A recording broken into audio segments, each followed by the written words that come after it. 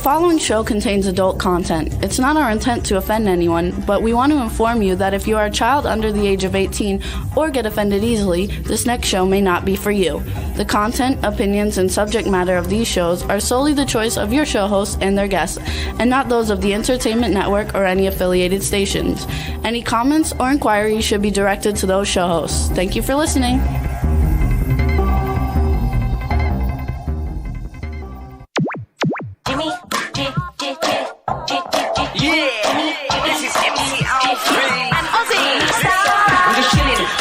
Sitting down and designing, where every man in a thinking, what are we gonna be wearing? Yo, I'm a Liverpool MC, you can't test me. Big up the girls inside the party, let's get down to crazy Jimmy. Big up myself and known as Alfie, the one and only, the Turkish MC. Always love the clothes of Jimmy. Bitch, I'm your wanna be, Jimmy Star's new celebrity. We'll take you out to Jimmy Star's. Welcome to the Jimmy Star Show with Ron Russell, bringing you the good time. Music, fashion, pop culture, and entertainment. We got a great show for you guys today. It's going to be a lot of fun. This is our Happy Thanksgiving show, and Ron is shaving and getting all things ready. So while he's shaving, let me say hi to the chat room. Backpack John, Cindy Lady Lake, Eileen Shapiro, Angie, Angela is in the chat room. We're going to have a fun show for you guys today. We have bass guitar legend Leland Sklar coming on, and then you guys always hear us talking about this movie Blind, and we have the director of that film, Marcel Walsh, coming on. It's going to be a lot of fun. They're laughing at Ron shaving, which is nice, and now he's drinking. Doesn't he look handsome? So let me introduce my cool, outrageous man about town co-host, Mr. Ron Russell, who's joined us now and looking gorgeous as always. Is that not a faggy bunch of faggy poses? Hi, everybody. How you doing? Are you all ready to eat the bird? The bird. Tomorrow is the bird day. Oh, my God. All those poor turkeys. You know, I wish we could have, like, make-believe turkey, don't you? Like, they could get some kind of a vegetable and pack it in and shape it like a turkey, and we could cook it. I really just like eating the turkey. In fact, as a kid, when they would carve the turkey, I would leave the room because I couldn't bear to see the beast being chopped up. I still feel that way. So when they carve the turkey, I do leave the room. And then when I come back, I just think of it as like supermarket cold cuts. I feel bad for the bird. You know what it is? I mean, it's stupid killing millions and millions of turkeys to eat because of what? Because we're hungry? No, because it's Thanksgiving. You know, the Pilgrims, when they came, they killed 2 birds. Now we kill millions of birds, and they're pretty turkeys. I like turkeys. So what's up? Ian Smith joined us in the chat room. Hello, hello. They say you look so handsome. Oh, please. I want to say hi to Angie Baby. And who else is in the chat room? Cindy Lady Lake. And, of course, Eileen Shapiro. And Cindy Lady Lake. And Cindy Lady Lake, who's been hitting the news lately. She's fabulous. And yeah, now B. Claudia just joined us. Hey, B. Hope your mom's doing okay. Yep, hope so too. You don't have Thanksgiving in Germany, so you don't kill turkeys. I'm happy about that. So I want to thank everybody too who tuned in last night to the Soho Johnny Let Me Help Inc. I Am No Joke celebrity benefit concert. We had tons of people listening, and a lot of people in the chat room. 10,000 people. A lot of the people in the chat room, in the Jimmy Star Show chat room, were actually in the chat room. I want to thank all of them. I know Backpack John was there, and B. Claudia and Angie Baby. Don't call her Angie Baby. I'm the only one Angela, allowed. Joseph, and Eileen, and Lady Lake, and there was a whole bunch of people. And Ron and I were honored to be a part of the lineup. I know everybody saw it. It was a lot of fun, and so they loved what I did. You know, I stripped naked, and I did all these sexual positions naked. Yeah. And it got such a review. I didn't think it would. It was a lot of fun, you guys, and I just want to say, we were honored to be on such a bill with such huge stars like Charlie Sheen, Kim Sledge, Martha Davis, Ozzy and Sharon Osbourne, Rick Wakeman, John Lodge, Julian Lennon, Steve Vai, Lorene Landon, and Sadie were on there. Tommy James, Verdine White, Sadie Katz, that is. Sadie Katz. 10 years after, Jeff Goldblum, Jane Lynch, Andrew Cole, Kenny Aronoff, Leland Sklar, who's our guest today, and about 65 other big celebrities, and all our friends that we hang out with and love so much, Sherry Nelson and David Martinez and Lori Diamond and Fred Abatelli, The and whole motley Tim crew. Moss was there, and who's the funny guy? Tim Moss. He finally got off the No, walking the streets. who's the other guy? I Ike- forgot. Ike Icavelli. I'm Ike- sorry, Ike. Icavelli. Oh, Ike- and Mark de Alwest and Billy Hess. Mark, hi, and Billy and Ike was still looking for a partner for Ike. He's a good-looking young guy, and he's looking for a husband, and we can't find one. So I said to him, there's got to be a problem: bad breath, bad body odor, or little pee-pee. But something's got to be wrong. And Ike said, none of the above. I've got everything wonderful. And Fred Schneider was there from the B-52s, and he did his fruitcake song, which everybody loved. And we want to welcome Chris. Just joined us in the chat room. Anyway, it was a fun time for all. I don't know if they're going to air it again, but it was really a lot of fun, and we were happy to be a part but of what's it. most important is we don't know the money figure yet, but I hope if 10,000 people went in and they gave $1, that's $10,000. That's not going to help too many homeless poor people Not homeless. or whatever people. What is it for? It's anti-bullying, Anti-bullying, cancer. cancer. It's all poor people, actually. No, it's not. What do I know, Jimmy? I was in another world yesterday. Most of the people that were on the bullying thing were super famous freaking stars talking about how they were bullied as kids, and now they're like the world biggest stars in the Who world. wasn't bullied as a kid? I was called a faggot, a fairy, a queen, Well, a the sissy shoe Mary. fits. Yeah, that's right.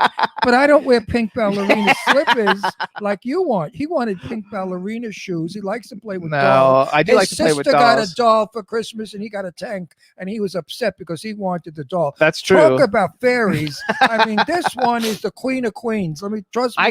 That's a true story. When I was about 8 years old, my sister got this ballerina doll, and it had a crown on it, and you pushed the crown, and it did pirouettes and stuff. It was so cool. And I thought it was for me. Instead, I got like a truck. So every night before we go to bed, he puts on his pink toe No, shoes, that's not true. and I press the top of his head, and he Yes, and I spins do spin around and do pirouettes. He does pirouette. Boy, did I marry a real one, a real girl. They say they Sissy like my Mary. glasses and your shirt. So Thank you. You can have my shirt and his glasses. no. Anyway, yes, it was a wonderful show. I tuned in and out of it because I had things, phone calls. I was on the phone all morning with New York. So many New York friends have called me to wish me a happy Thanksgiving, and they. But most of them are not going out. They're all going to be by themselves. And I have a few single friends that are also going to be by themselves. And I was so upset. So I said to them, tomorrow, Thanksgiving, Skype in with us and you'll enjoy our Thanksgiving festivity. This way they won't be alone. And I suggested that they call all of their friends and tell all their friends to do the same, to Skype in. And I'm encouraging everyone out there, please Skype in to a friend that's all by himself for Thanksgiving due to this horrific virus. Soon it's going to be the shot. All kinds of rumors I'm hearing from left and right. I don't know what's going to be, but now they said that they're going to give, I'm not even going to repeat it. I don't want to do any politics anyway. Yeah, It's no Thanksgiving. politics. But, the needy and the most needed to get this shot should, excuse me, and I encourage people over 70 to be first on the list They will be. because they are the people who will have the most difficulty with kicking this virus. Absolutely. Tomorrow's Thanksgiving. We have a lot to be thankful for. We have to be thankful for our freedom, for our country, which is upside down right now, but it will straighten itself out, I hope. We should be thankful for the loved ones that we still kiss and hug. We should be thankful for the ones that are gone, who raised us and brought us to be who we are today. There are so many things to be thankful for. Go through the list in your mind, and you know what? It brings good luck. And we're thankful for all of you guys who listen to us every week. Yeah, I'm thankful for that too. I'm thankful for you, honey. That's what I was waiting for, you big. Well, you didn't say you were thankful for me. Because I'm not. Yeah. I'm thankful for Jimmy. You can listen, folks. I would not be with Jimmy if I wasn't crazy about him. I was dating 5 guys, very important guys. One was a super rich multimillionaire. He owned all of the dollar stores in the United States. And he was crazy about me, but I didn't care for him much. And I was on his yacht in Florida, and I saw him in a bathing suit. And I said to myself, that'll never happen. And I got off the yacht And my dearest friend Perry said to me, Ronald, are you out of your mind? He's worth billions. I said, good. I feel sorry for the next one that's got to go to bed with him, not me. And then, of course, I met my Jimmy, who was everything wonderful, special, and terrific. And I'm happy. Right, Jim? Absolutely. Are you happy? I'm absolutely happy. I'm absolutely happy. Did I have to squeeze that out of you? I had to force that one out of you. No, right? I've got a problem. So just talk. You always have a well, problem. Marcel's having a difficulty, and he might not be able to make it. I'll 'cause beat he's the stuck, shit so- out of that bitch if she doesn't come on. Marcel, you better not have difficulty. Marcel, you are the prima donna of all prima donnas. I'm going to have to, he's a very dear friend of mine. That's why I talk that way about him. I love him. But Marcel, get with the program, baby. This is not a 2-bit show, you know. We're all over the world. We're almost 5 million in watching.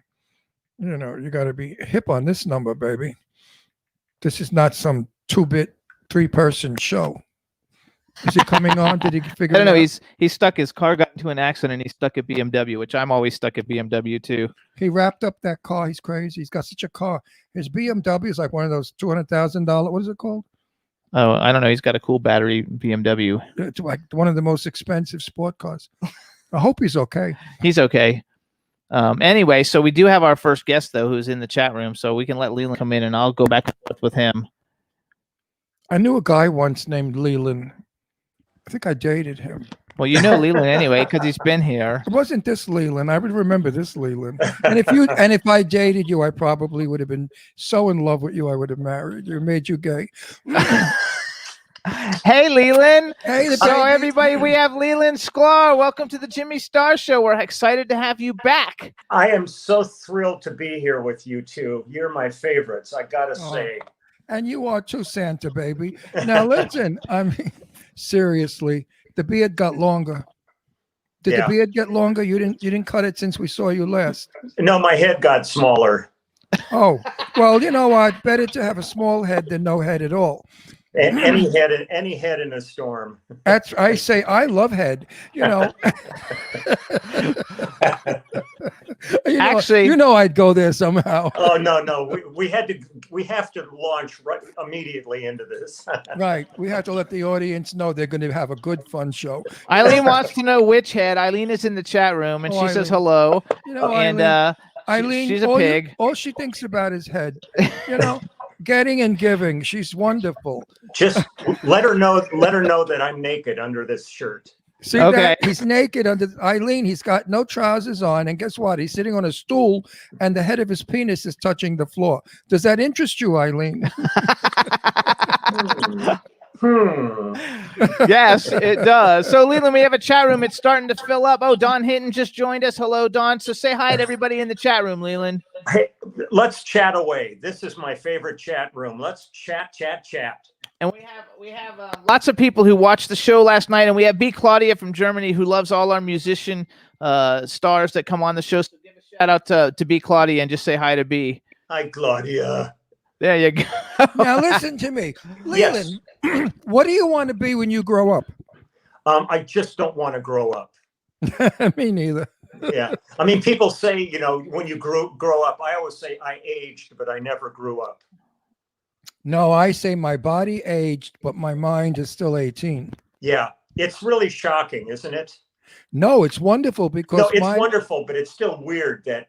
No, you not know- at all. Not at all. My 18-year-old mind tricks my body into thinking it's young. You know, you're as old as your mind tells you to be. I have friends my age, or not really, they're younger, that look older, and they are like old people. I talk to them and I say, Jesus Christ, What happened? get away from me. You're so old. Yeah, You it's know. funny. Like I'll be on the road and somebody will come up to me who looks kind of like they could be my dad, and they go, "Oh man, I saw you on Sesame Street with James Taylor when I was a kid." And I'm going, Right. "You were a kid when we were on there, and now you look that old? What happened?" No, it's true. It's true. Yeah. I know some people in their early 70s that look like they could be my father, probably. Yeah, it's really it's up there. Yeah, and there's no surgery here. There's no Botox. There's no Restylane. My face is natural. I was lucky to have good genes. My parents Yeah. both were very young looking. How about your parents? Well, how can we Yeah. tell with that beard? Who knows what you look like? Yeah, well, I got this from my mom. Well, she had a beard like that too. Well, she shaved a lot, but if she was still alive for the pandemic, she would probably have this going on right now.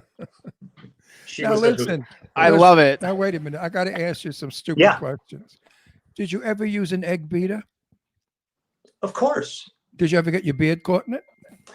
No, but I've gotten my beard caught in like a drill. You know, like I was working on my car. I have a hot rod, and I was working on the hot rod, and I get caught in some power tools. You know, and That had to be frightening. it's scary as hell. Frightening and fun. Did you ever like put toast in a toaster and burn your beard? Oh yeah.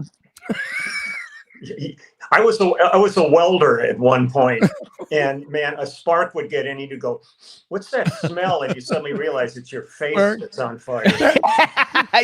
That smell reminds me of a dirty joke I learned when I was about 10 years old. Please.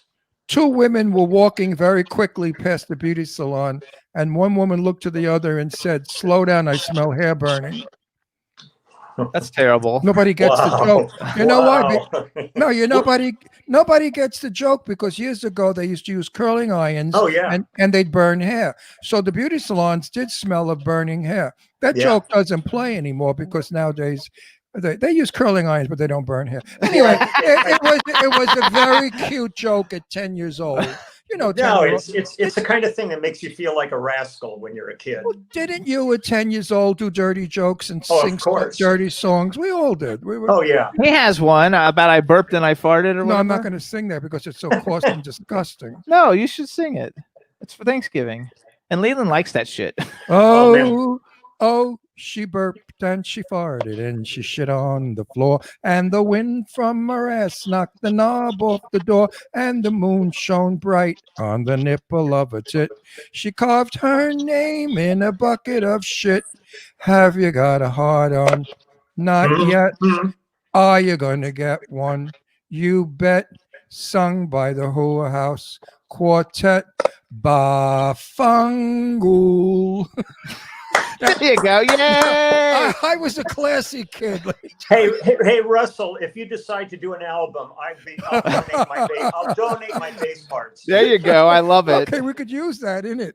But no, when we were kids, you know, it was we didn't have dirty words on television or in the movies. Yeah. I mean, if you remember. So it was so taboo that we would do these little songs and these dirty jokes in secrecy, and we thought how wicked we were and how smart that our parents didn't know.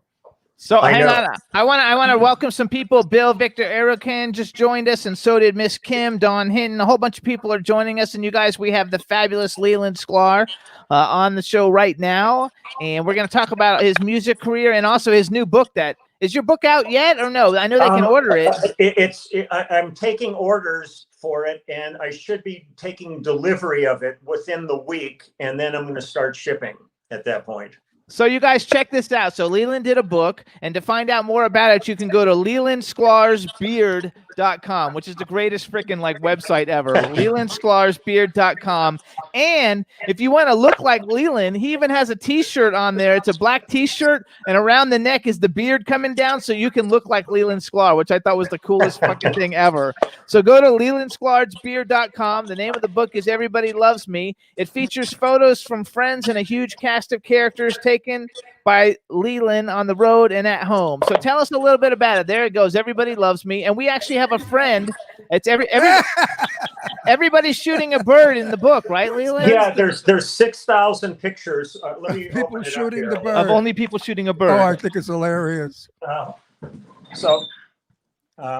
It's just everybody shooting birds, you guys, and there's famous people and non-famous people alike. That is. How come you didn't ask us to shoot a bird and put us in the We didn't know him then. Oh. You know, you will be here's me and Charlie Watts. Oh, that's fabulous. You will be the cover of the next volume. There you Sure, go. I'm sure. Yeah, And believe it or not, Leland and us, we have a mutual friend who's in the book. Who? Rebecca Schuster is in the book. No way. Red is in the book. She's got You know Becky? He calls her Red. for years. For years. She's a good friend of ours. We love her. Oh, that's Rebecca. wonderful. Yeah, we don't see her because of the virus, but when Yeah. she comes to all our She comes to our parties. Christmas parties and everything. It's Everything. fun. Oh, that's great. So Yeah. tell us who's in the book. Who are some of the famous people that we might know that are in this book? Okay, I wrote down a little list so I wouldn't stumble here. We got people like Joe Bonamassa, Al Schmidt, Phil Collins, Jackson Brown, Chris Squire, Michael Nuri, Jane Seymour, Dweezil Zappa. Jane Seymour shooting a bird. That's hilarious. Yeah, Oh, I know. We know her. We met her. I know Jane and I know Michael. Two of them already. I know. Yeah, we got Mick Fleetwood, Eddie Van Halen, Harry Shearer, Van Dyke Parks, Slash, Haskell Wexler, the director, Paul Williams, Bonnie Raitt, Jack Nicholson, Hal Blaine, Dwight Yoakam, Nancy Wilson from Heart, Katie Lang, Verdine White, Diane Warren. We just had Verdine White on our show 2 weeks ago. Oh, he's such a delightful guy. Yeah, we had a great time with him. Such a great musician. Carly Simon, Herb Alpert, Jane Lynch, Josh Groban, Cheech and Chong, Taj Mahal, Steve Lukather. Oh, he's been on our show too. Yeah, there's 6,000 pictures in the book. That's a great book. Yeah, and it's 6 pounds. I mean, this is a big ass Now, book. wait a minute. How much is it? The book is $60, and if you want it signed and personalized, it's $80. I love it. Who signs it? You? It's his book. No, I'm going to drive to Palm Springs and have you Let guys you sign it. Right? Oh, I was going to suggest that. No, you could sell more books. No, Well, seriously, Leland. For $80, they can get you a signature. Will you write a sentiment in the book also? if they request something, I will try to put it in for them. A sentiment. Okay. So when some sentiment. So when you send me a free copy, you will sign it. I'll put it on my coffee table. Oh no! I want to wait for the second version that's coming out next year, and then we'll send pictures so we can. Yeah, I'm not spending $80. Sure, you are. When I could get it for We're free. We're supporting a musician. But I could get it for free. Why should I spend $80? He's not giving you an $80 book for free. You want to bet? Of course he is. We'll work it out. Oh, that means bullshit. I'm not getting one. No. It's Christmas. You should send one to Jimmy and I for Christmas. Keep an eye on keep an eye on your stockings. There you go. Okay, because you know why? Tomorrow on Facebook, I'm going to write about Becky being in your book. So that right there is like $6,000 worth of free publicity. So wait, I have a question though about that, Leland. Look, so how many pictures of you are in the book? There's a number of them. There's some pages that have me with other people, and we're flipping each other off and stuff. My parents are in the book. Flipping a bird? Oh yeah, it was funny when I got them to do it. After that, every family picture we have, my mom's giving the finger. I said, it was only for that one. She goes, no, I like it.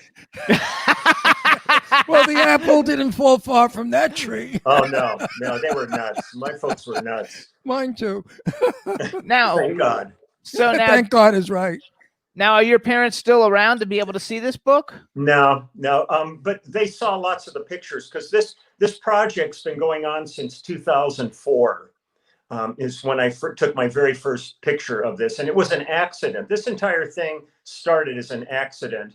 And over the years, it just evolved. And I have actually over 12,000 photographs, but we honed it down to 6,000 for the book because it was just getting completely insane. But they saw lots of pictures and stuff. And I'm thrilled to have them in there. And they have a page, and on the opposite page, I have Merle Haggard, Willie Nelson, and Chris Christopherson together, all giving me the finger. Oh my God! What a great list! I love Chris Christopherson. Listen, everyone out there, this is a fabulous coffee table book Yeah. because when you're entertaining and you're in the kitchen, people like to come in the kitchen and bust your chops while you're cooking, and you screw everything up because you're talking, you're burning. Yeah. This way, you put this coffee table book on the coffee table, and they tell them, "Shut your mouth, get out of my kitchen, and go read that book." That's exactly what it's for. Wait, and Leland, once they start opening the first 2 pages, they shut up and they won't stop looking. So you got rid of them for at least a good half hour.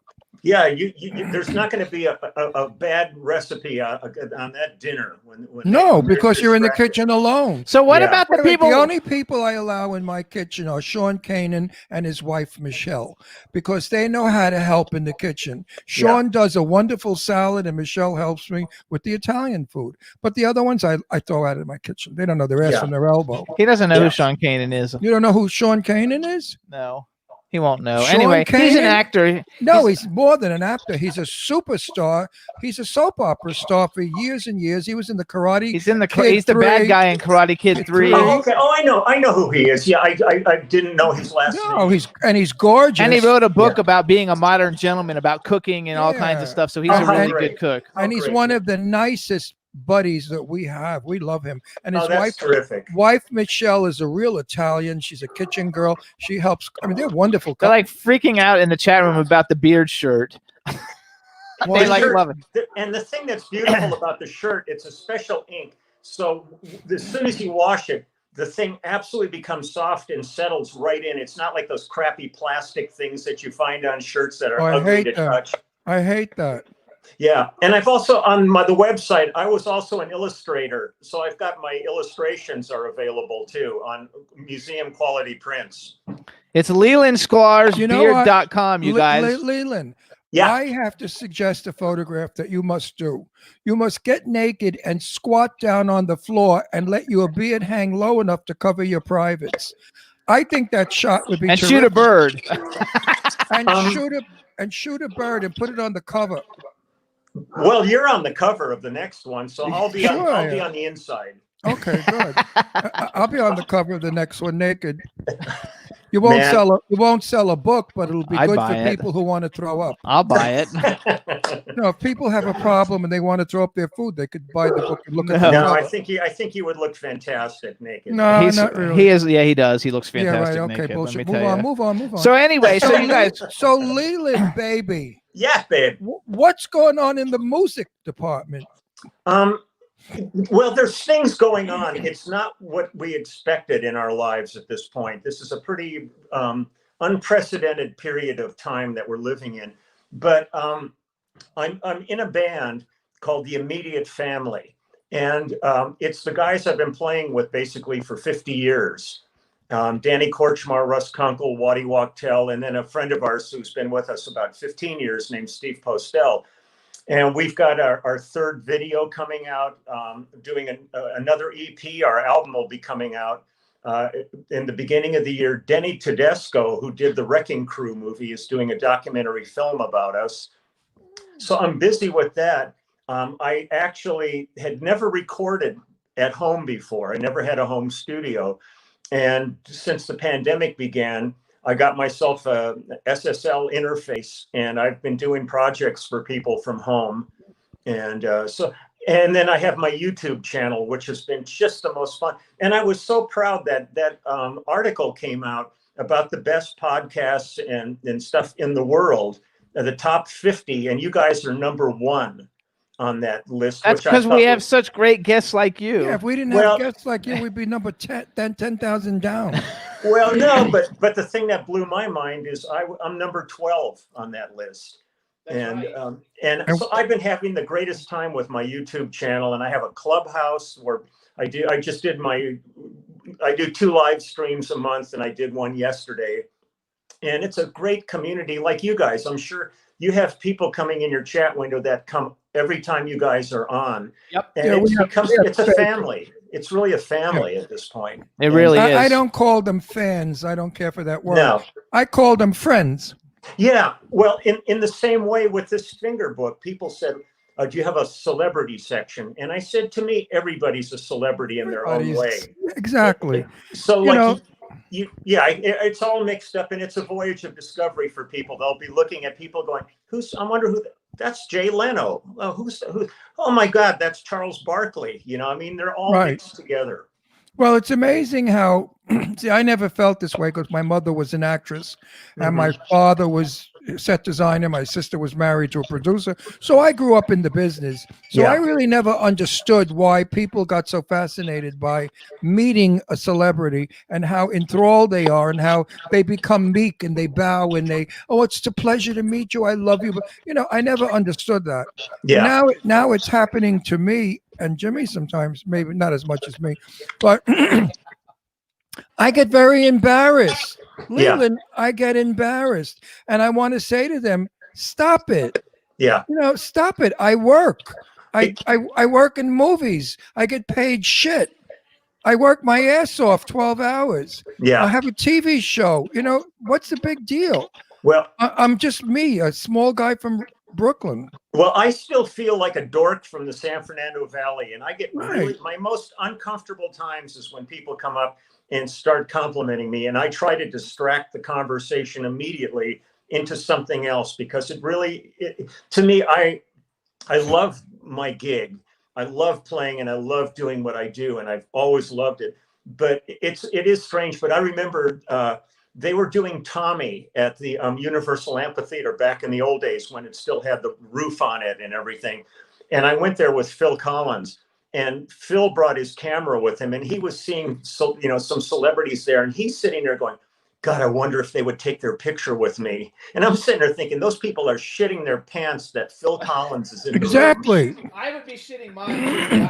I'm a huge Phil Collins fan. So No. At 19 years old, I was in a movie with Sophia Loren. Okay, so Sophia was a superstar then, Yeah. and they told all of us, we were insignificant actors. We were not six position stars. Please not to disturb Tab Hunter or Sophia Loren, George Sanders or Barbara Nichols. I loved every one of them. Yeah. And Tab Hunter, by the way, became my friend until he passed away. I love Tab. He's a buddy of mine. Anyway, Yeah. I walked up to Sophia. I didn't give a shit about the fact that they were going to throw me off the movie. I love Sophia. I went up to her and in Italian, I began speaking to her, and she started to laugh. And she said, oh, my God, you're so adorable. She said, your Italian is as bad as my English. And somebody wanted me to get away from her. One of the grips or somebody said, you can't do that. And she said, you leave him alone. And she let me stay with her, and she invited me to sit down. I was never afraid. Meanwhile, everybody on the set was going, oh, my God, there's Miss Lauren. Oh, my God. Oh, look at her. Oh, she's coming. Like, who the fuck is Miss Lauren? She's an Italian that eats a lot of pasta, watches her weight, bangs an old man, had an affair with Cary Grant. What's the big deal? She's human. Well, I'll tell you, she was the ultimate fantasy girl in Boy on a Dolphin. Absolutely. As a kid, man, when she came out of the water in the yellow dress. Kid, man. With the nipples, her yellow dress with the nipples showing. I remember that. I remember. Well, in that kind of woman, she played a prostitute or a kept woman, and she wasn't happy with the film because Tab Hunter was too young for her, and there was a lot of controversy going on while they were shooting the film. Okay. My brother-in-law's very good friend was Sid Lumet. Sidney Lumet. I'm sorry. Yeah, I know. Then that's how I got in the movie. I wasn't even a union person. They just stuck me in the movie. I think I got $32 for the day. Yeah, I just watched her last night. There's a Netflix movie with her right now. I just saw her last night. Well, she's doing a little bit of a comeback. Yeah. And I said to Jimmy, we have to approach her. I want her on the show because she was my first movie. And of course, I don't want her to be my last, but I want to interview her because I know her life history so well.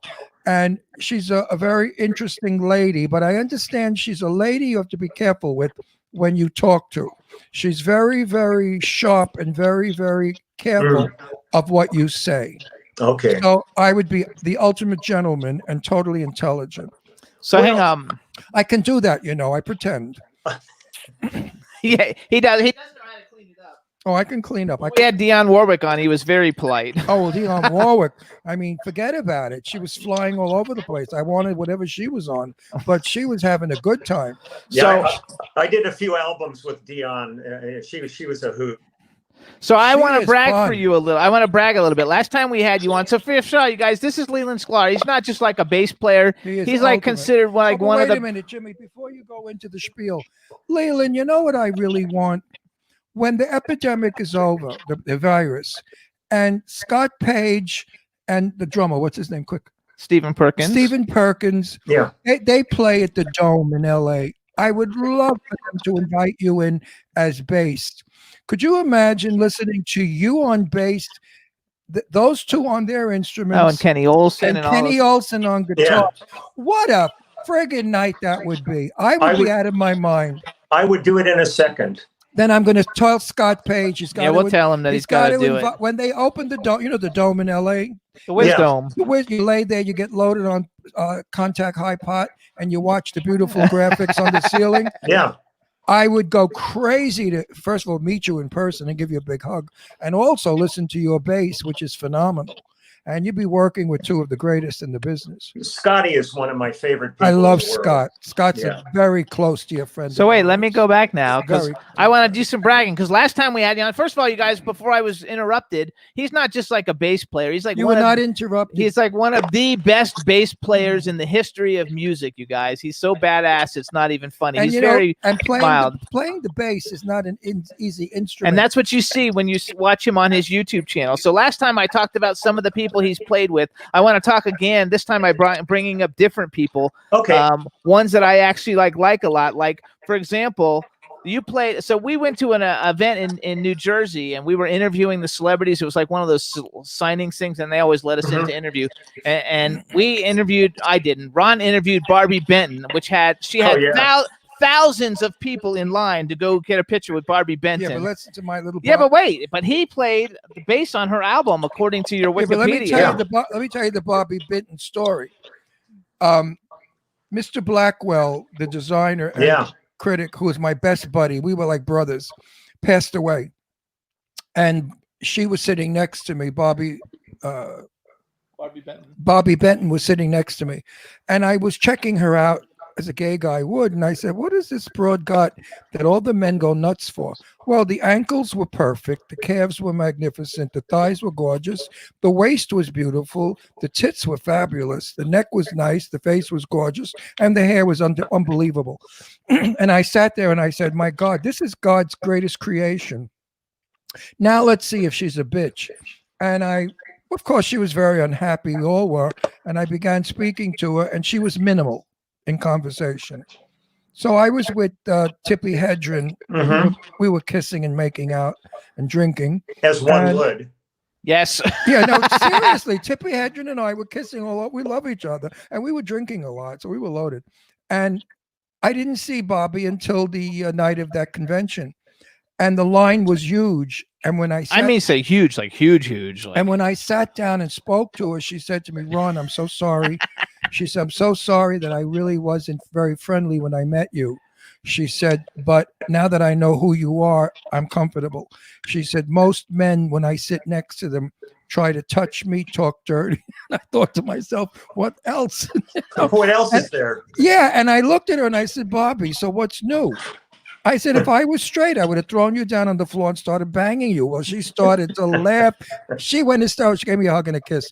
So Bobby, she's still gorgeous. Yeah. So Bobby and I are friends now because she's comfortable around gay men, but not too comfortable around straight men. Well, we cut her album at A&M Studios in Studio 2, it was Studio 2. And the most delightful thing was she came in and brought a plate of, she made chocolate chip cookies for everybody, and that's fab. It was just like the most delightful gal. And that was at like the height of the Hugh Hefner time and all that. And everybody would, like kind of jaw drop when she was in there. And she came in the studio with the players and everybody just hung out with her. And, and she's a regular broad. About 40 years ago, I was good friends with Janice Pennington, who was the model on Price is Right. Price is Right. Yeah. And she and Bobby were best friends, and they had an antique shop up in Colorado in Aspen. And that's the first I ever heard of Bobby Benton. So wait, I want to move from Barbie Benton. I got. Okay, go. So going from I picked out a few people just because Ron knows them, and I thought it would be fun. And then I'll give a list of some of the other just amazing people you've worked with. Sure. So I'm a huge fan. Before I even met Ron, of like the cabaret Broadway singers, and you played on Peter Allen's "I Could Have Been a Sailor," which is a great album according to your Wikipedia. Ron was very good friends with him. I love Peter. I love Peter Allen. Peter was, oh my God. I when I think back at his birthday party that they had on 14th Street in that big place, we were in the Michael Todd room. And I walked in, and there was Peter Allen, stoned out of his bird, laying in a sofa, half on the floor, making out with the most filthy, disgusting-looking motorcycle creature you could ever see in your life. And I said to the friends I was with, I hope that guy doesn't have AIDS. And sadly, Peter was doing a benefit with me for my Have a Heart Fund, and he was going to be the star. And Anita Gillette met me at lunch, and she said, Ron, Peter will not be in your show. And I said, why? She said, because he's very ill. You knew he had HIV. And I said, no, I didn't know that. And Peter soon after passed away. I was devastated. I remember going to the Dakota to a party at Peter's place, and we walked in the room, and the room was crowded with gay guys, and in the middle was Lauren Bacall. And another character, Riot. But Peter Allen was, God, what? Oh, I could cry right. What a sweet friend. Yeah. So how was that? How was it playing with on that? Was it fun? I bet it was a blast. It was so much fun, and we got him to lay on the piano. Yeah, Peter was a camp. I have a real quick Lauren Bacall story. Love her. I was in Australia with Phil Collins, and we were staying at the Siebel Townhouse in Sydney. And I was in the gift shop, and all of a sudden this woman comes walking in, and she's looking at some stuff. And I realize it's Lauren Bacall. And some other guy comes walking in and starts talking to her, really annoying, like he would not leave her alone. And finally, she gave him the hint, and he finally walked out, and she turned and looked at me, and she said, what a fucking asshole. Yeah. And I thought, Yep. if words are ever going to pass between me and Lauren Bacall, what a fucking asshole was really pretty cool. Lauren Bacall, I've been to a few parties, and I never got really close enough to know her, but I could hear her language. Lauren Bacall was like a sailor.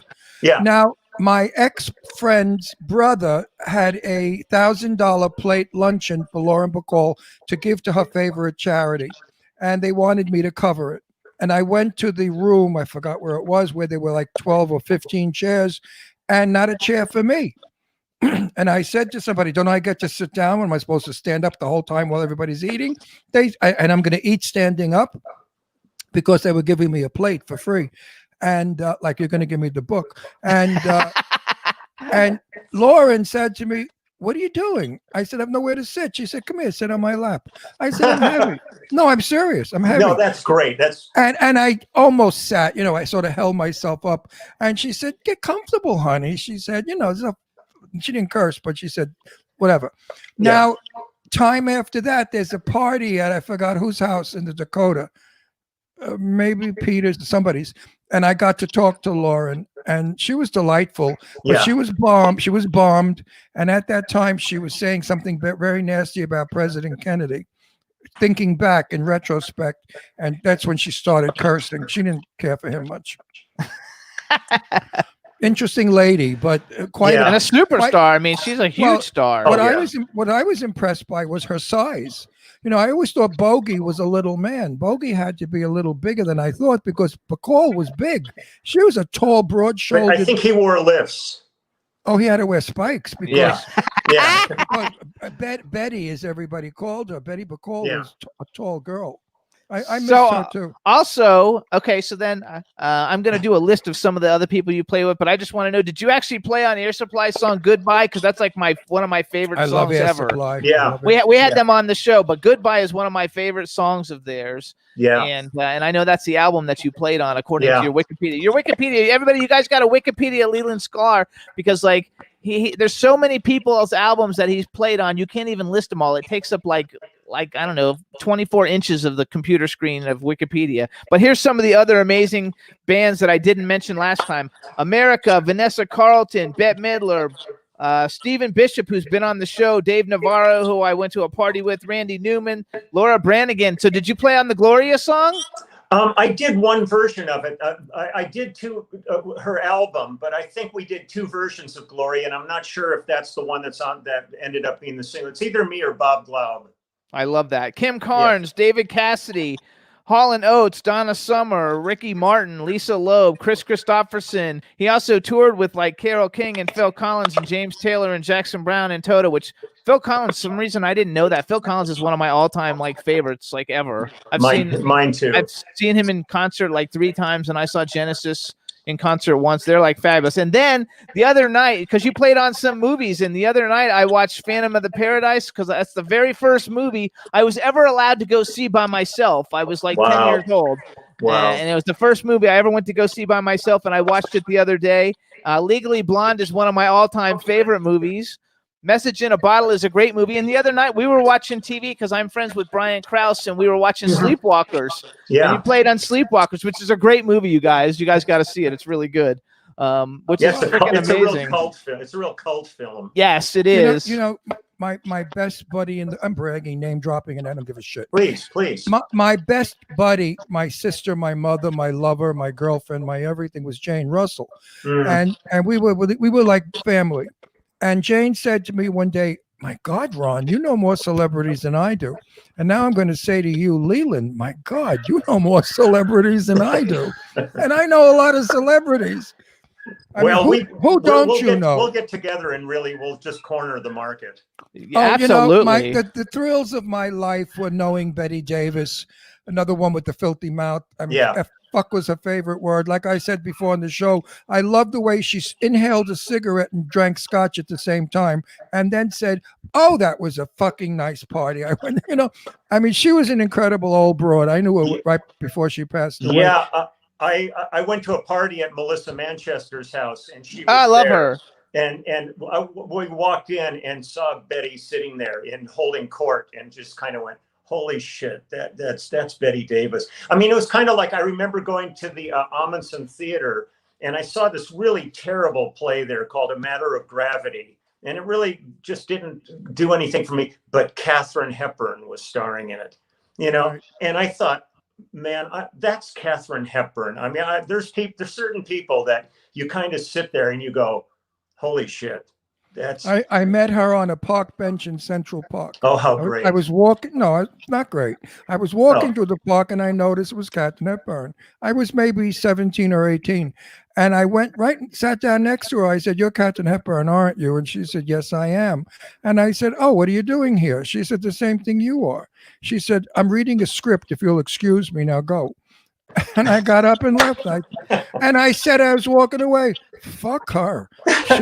She's no Joan Crawford or Betty Davis." Yeah, you could have read with her and helped her. No, she wasn't. And I was an adorable little boy. She wasn't even nice, charming, or whatever. But then they said she was a mean dyke anyway. One of those tough dykes. So probably that's why. Yeah. She wasn't nice. Now, had it been I would have been a little more friendly. I mean, of course, I sat down next to her, which was a little bit pushy. But I'm a pushy guy. Well, you have to be. I mean, if the worst that happens is somebody blows you off. The best that happens is you have a nice moment. It wasn't a nice moment, and know what? But it's a shame. It left a bitter taste in my mouth about Kate Hepburn because I never really watched when TCM would run her movies. I didn't watch, I think I mentioned something about this once to Betty at lunch, Betty Davis at lunch, and I think she said something back to me. If I'm not making it up. Yes, she is, but she has wonderful cheekbones. Well, there was a good quality in there. So Teresa Sabin joined us. Say hi to Teresa, Leland. Hi, Teresa. There you go. So let's go back, you guys. So Leland's got a book, and it's available to order now. It's coming out in December. It's called Everybody Loves Me. You can go to LelandSclarsBeard.com. It's 6,000 pictures of people shooting a bird. Many superstar celebrities, and many people nobody knows who they are. Like, how did you actually approach that? What do you go up to somebody and say, "Hey, can I take a picture of you shooting a bird?" No, I say, "Hey, give me the finger." and if they kind of look at you like, "What do you mean?" I go, "Come on." and out of the 12,000 photographs I've taken, I've probably had 14 people say no. So most people are thrilled to do it. Hey, And Leland, I'm going to interrupt you. okay. We have. Well, I'm on. How long am I on this fucking show? 9 years. 9 years. We have 2 guests a week. How many people is that? Thousands of people. I want to say this to you, and no smoke up your ass, no bullshit. You are one of my favorite people. Oh, I thank you. really look so. When Jimmy, I said to Jimmy, "Who's on coming up in the weeks to come?" Whatever, and he said, "You are," and I said, "Oh, I can't wait." Oh, You I are. thought You are. meant you. No. Let me tell you something. Our dogs are going crazy. Everybody must love you that knows you. So I think if you ask them to give you the finger, they'd be happy to, to do that book. Yeah. I think you're just a special person. Well, You really are. Thank you so much, man. No bullshit. I don't do this to most people. No, but I feel the same way. When Eileen told me I was going to be able to come back on with you guys, I was thrilled because this was one of the highlights of my year was during your show. And I hope so. And I would come back anytime you guys want. Oh, you're gonna come back. You're gonna come back because you're one of my. Actually, we're doing. I do have favorites. Like Sadie Katz is coming on, and oh, great.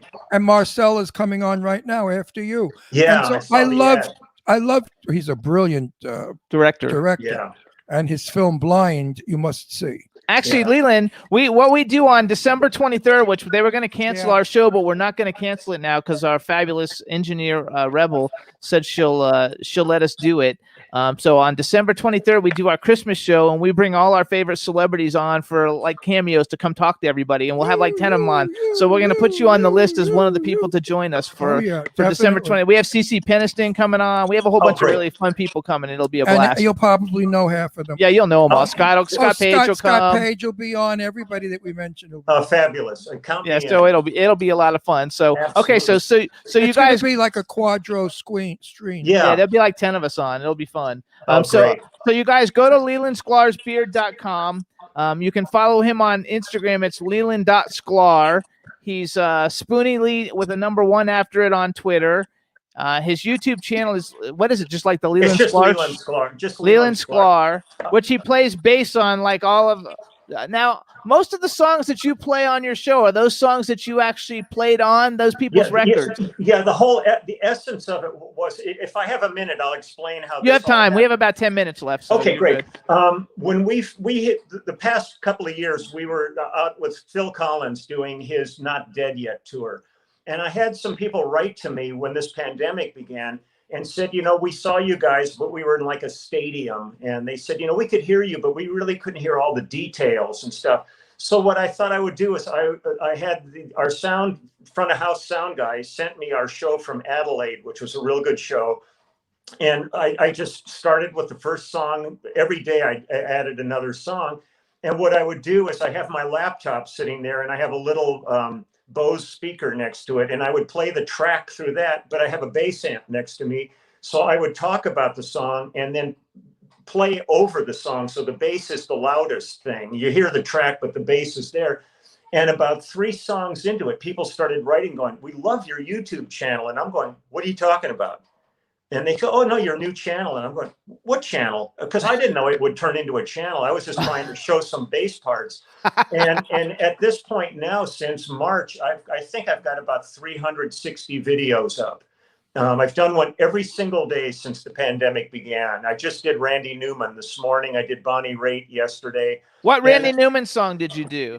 I did. Oh God, which ones did I do? I'm blank. I'm so enthralled being with you that my mind's really gone at this point. Boy, is that, I love that song. I love LA and Christmas in Cape Town and I Love LA. I'm a huge Randy Newman. Not so much his Disney songs as much as his own stuff. Randy's is one, and the whole Newman dynasty start. With Alfred and all the film scores and stuff. And David Newman's amazing and stuff. But what I've done is every song I've put up is a song I've played on, and I show, and some of this, it's a challenge because I'll get up and I'll think of a song that maybe, like the other day I did Gypsy Woman, Brian Hyland.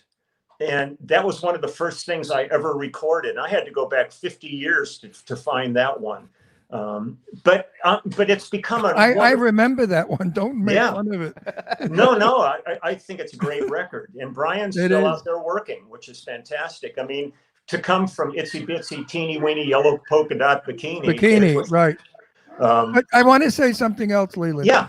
What I really think is wonderful about your book is years ago, we didn't have cell phones to use as cameras. And it was very rude to photograph a celebrity without makeup or being positioned properly.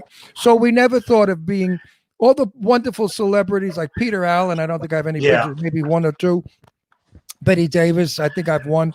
I don't have a photograph history of all the people I've known and the places we've been.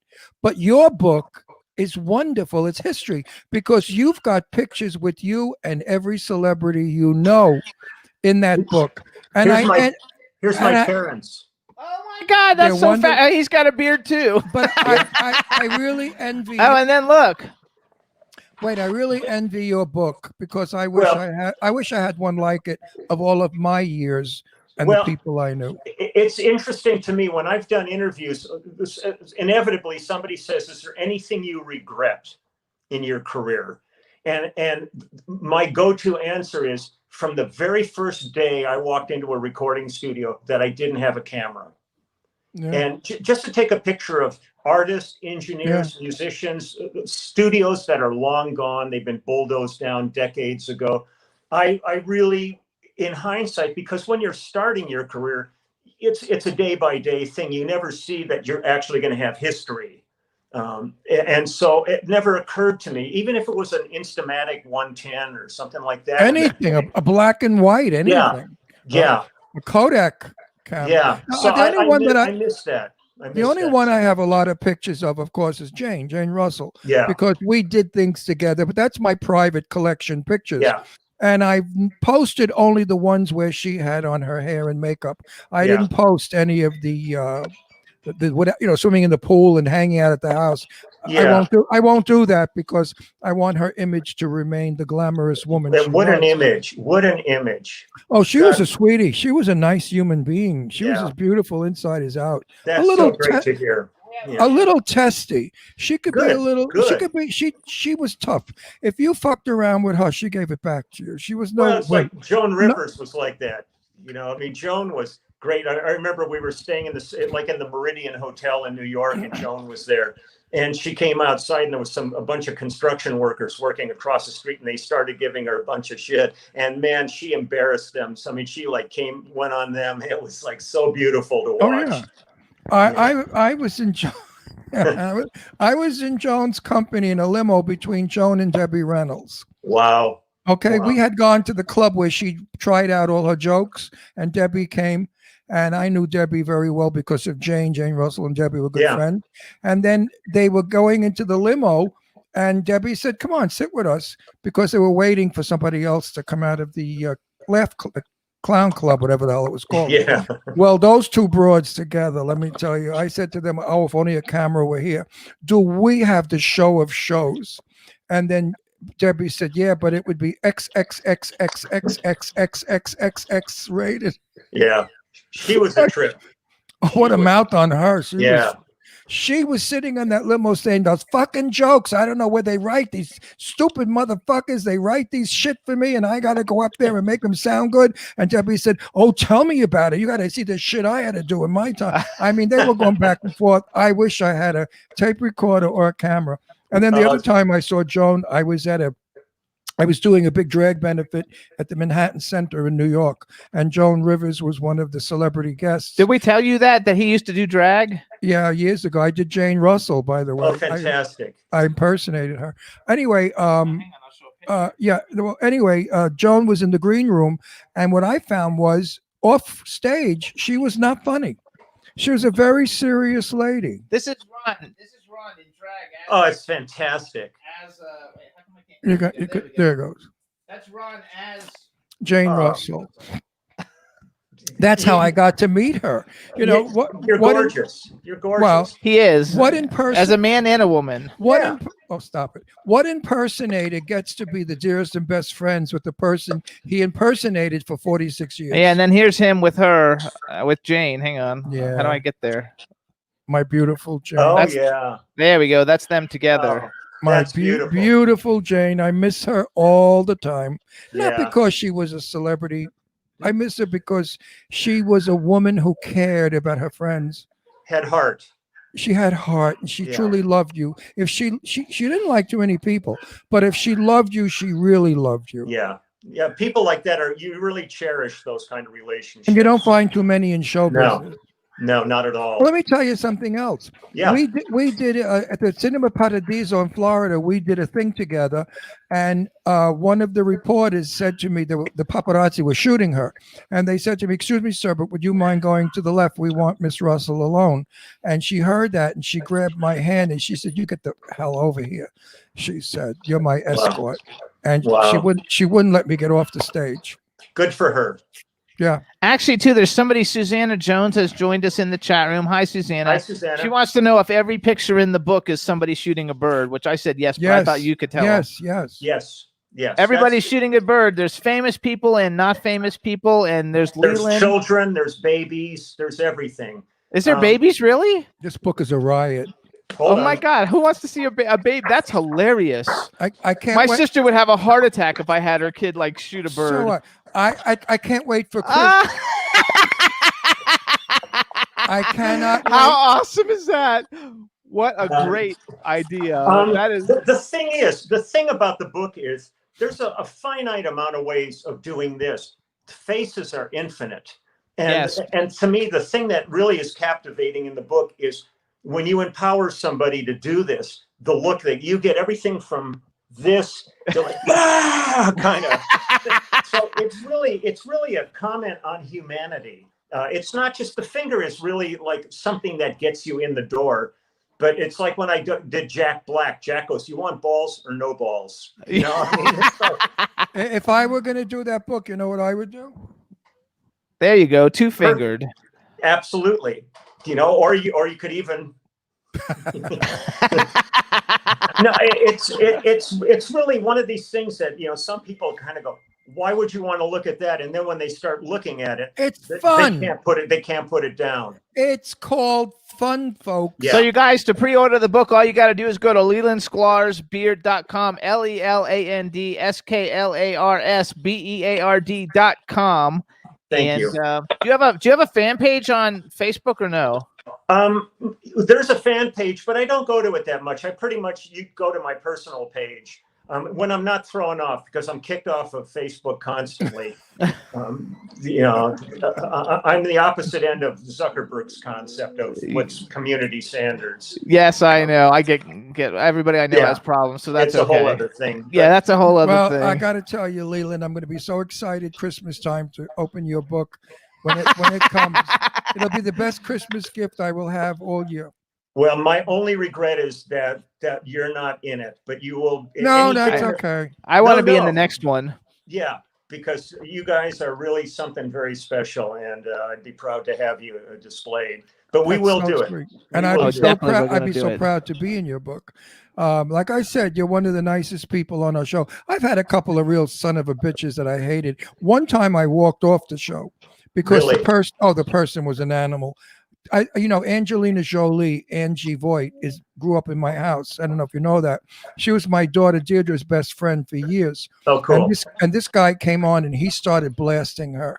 I mean, saying the most horrible things. And I said, "You don't know what the fuck you're talking about." Yeah. She's one of the nicest, kindest, sweetest, most caring, generous, giving people in the world. She's got a heart bigger than she is. You don't even know her. I know her since she was 5 or 6 years old. Yeah. She played in my house and swam in our pool. I mean, how do you talk about somebody you've never met? And he kind of kept going on that she was this, and I just got up and I walked off the set. Good. I couldn't deal with it because what was his problem? Yeah. I mean, and we don't ever bash anybody. Our show's about having a good fucking time. That's and what it's all about. That's right. Leland, he didn't even know her. He never met her. Some people are just assholes. Oh, this one was a big asshole. And we just want to have fun. Like your book. I think your book is one of the funnest things ever. And the fact that, not everybody can roll with the jokes and the profanity and all the stuff. So the fact that you ride with it makes you the most awesome guest on the planet, besides being an incredibly talented musician and artist. So we think it's fabulous. And we want to thank you for coming on. You guys follow him on first of all, the most important thing is to watch his YouTube channel, you guys, because he's putting up videos every day. He's fabulous. Just Google Leland Sklar search search for it on YouTube and you'll find it. Follow him on Instagram as Leland.Sklar and on Twitter, which he has no Twitter following because he's not really there. It's I don't go. Spoony, I hate Twitter. Spoony Lee with I the don't number like it one. either. Listen, where do you live again? Colorado? I'm in he's Pasadena. Pasadena. Oh, give me a break. Okay, Yeah. listen. Private conversation. We're having lunch soon with Scott Page and his wife, Wayne, Yeah. and we're going to Pasadena to have lunch. Oh, please, let's So- hook up. So we'll hook you up. So hook up with us. Oh, and we'll have please. Absolutely. We'll have a great lunch. It would Absolutely. be fabulous. Yeah, I would love definitely. it. We'll do it. We We'll love get, it. We'll get to meet in the So, flesh. Leland, you're a superstar. We love having you on the show. Thank you so much. Good luck. Happy Thanksgiving Happy tomorrow. Thanksgiving to you too. happy. And we'll see you for our Christmas show. Right. I, Happy eating I the look bird. forward to it. And I have to say from the bottom of my heart, I really love you two guys. Man. This I is love such you a back. joy to be You here. know what? You're a good heart. Love You're a it. dear heart, and you're a sweet guy, and that's why you got so many people to Good do your things. That's right. finger. That's Well, right. All right, Leland. Take care, Leland. Here's a bird for you. Happy Thanksgiving. All right. Bye-bye, Leland. Thank you. Happy Thanksgiving. Oh, my God. How fabulous. He's such a cool guy. I really care for this guy a lot. I'm not bullshitting when I say it.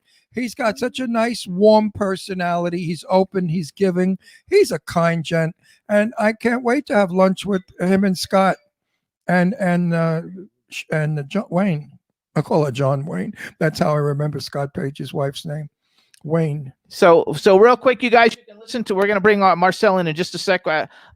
You can listen to the Jimmy Star Show with Ron Russell on our home station, the fabulous W4CY Radio, with our fabulous engineer Rebel, and it's a Dean K. Piper radio station, and he's a super cool guy. We're also on K4. He's okay if you like him. You know, you gotta like that type. Yeah, he's also on K4 Right? I HD. bet you Dean's listening in. Hey, He's Dean. also on K4 HD Radio in Los Angeles, Jackalope Radio in St. Louis, iHeartRadio, Stitcher, Audio Boom, Podomatic, SoundCloud, iTunes, Spreaker, Apple TV, Podbean, Spotify, and Pandora. On television, you can see us on Comcast, YouTube, Vimeo, and Jimmy Star's World Television. It's And always Dean- a lot of and- fun. And Dean, if you're spying in on our show, have a happy Thanksgiving. Stay safe. baby. Absolutely, you and the family. And we love you. And chat room, we've got such a fabulous chat room. So many people have joined us. Teresa Sabin joined us. Hello, Teresa. I hope everything is going well with you. Dave from Stars Now UK showed up. Sorry, Dave. No tits and ass today. You're gonna have to be, But the guy who did Blind, who's coming on next, he has Sarah French, who is one of the beautiful, beautiful girl she's that was on a coming, couple and of weeks she's- ago. she She was on. She was on already, like Yeah. 3 weeks ago. Yeah, I know, but she's gonna be coming back on because she has another thing she's pushing. Oh, okay. So we'll bring her back on. We love her. She's beautiful. Yes, she And is. all right, so so nice. okay, we can bring him in anytime you're ready now, Rebel, and we'll bring in Marcel Waltz. Hello.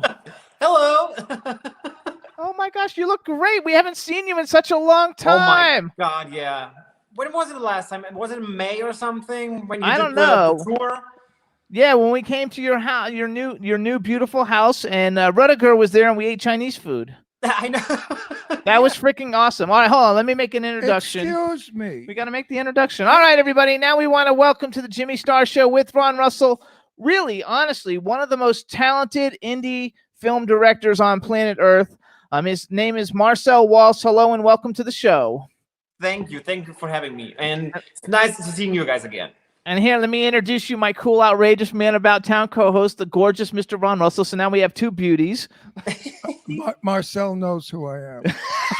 I am so grateful to you, darling, that you got into our show. I understand finally, you were right? having difficulty getting in. Was that difficulty with your bra strap? I love you, baby. How's Dom? Dominico. Well, Is he working? Is he flying? yeah, he's in China right now.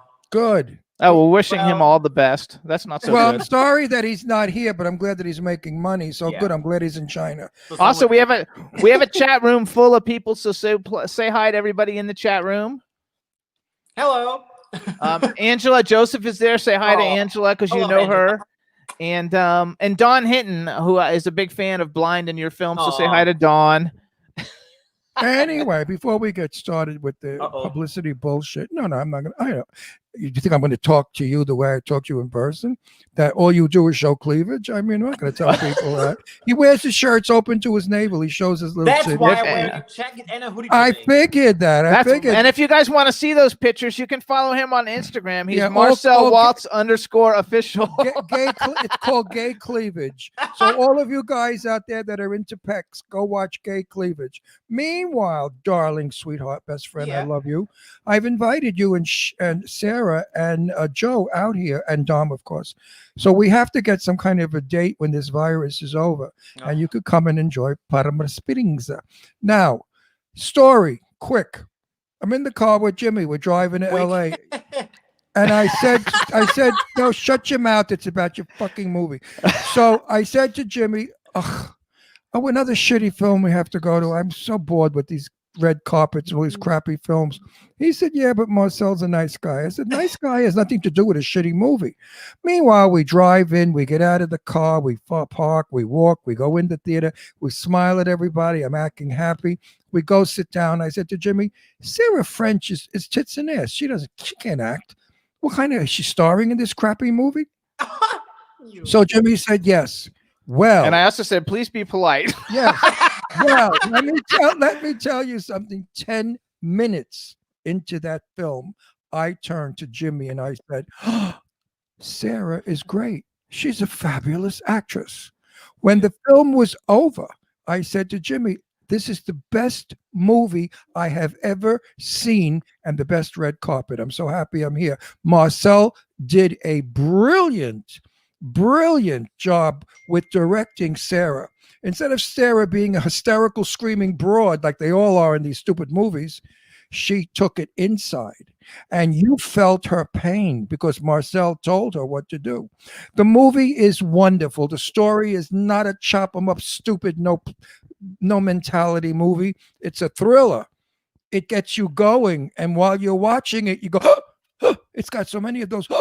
So watch your popcorn and soda. You don't throw it all over yourself. Dawn says she's seen it twice. It's fabulous. I love. She also said she didn't know that you had an accent, so she's all excited. He's from Germany. They're talking about how gorgeous you are. Oh, he's even cute. He's even cuter in person. Yes, you guys. He is gorgeous. And he has a nice little ass. Also, he's very cute.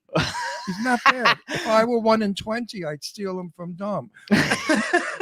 But since I'm 112, so let's go. So first of all, you guys, we're talking about his most recently released film. It just came out 2 weeks ago or so. It's called Blind, you guys. It's written by Joe Netter. It's we want to give props to everybody. Terrific writer. Joe writes beautiful. It stars Sarah French, which was on. She was on 2 weeks ago. She's so fabulous in this film. Won many awards for this film. Your cinematographer, which I looked up because you've used him on a couple of films, Thomas Rist. He did a great job. Yeah. He's super great. One of your producers who we had Chinese food, Rudiger. How do I pronounce his last name? Kumail? Ooh, that's hard probably for you guys. It's Kumail. Kumail. Okay. I don't think we had Chinese food. Yeah, we did. We had Mexican food. Oh, we had Mexican food. Sorry. So he's old. He's senile. Oh, was it Mexican or Chinese? Mexican. Well, it was probably Mexican then, yeah.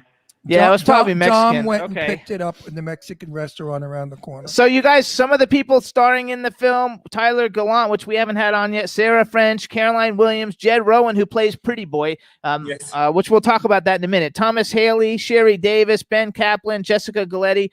And in this movie, you guys, Joe Netter has created and Marcel has brought to life your newest iconic horror villain. In Jed Rowan, who plays Pretty Boy. So talk a little bit about that a little bit, because now you have Michael Myers and you have Jason, and now you have Pretty Boy. Yeah, I mean, Pretty Boy.